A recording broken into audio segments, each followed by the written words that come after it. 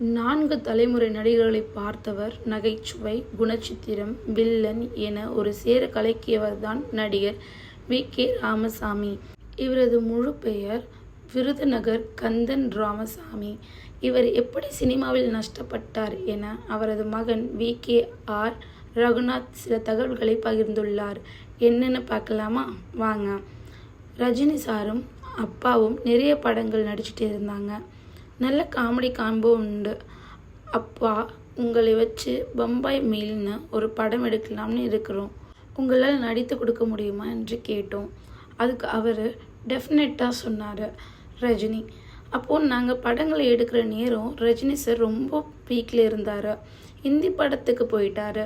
அதை ஞாபகத்தில் வச்சுக்கிட்டு தான் மறக்காமல் அருணாச்சலம் படத்தில் ஒன் ஆஃப் தான் பார்ட்னராக சேர்ந்துக்கிட்டாரா.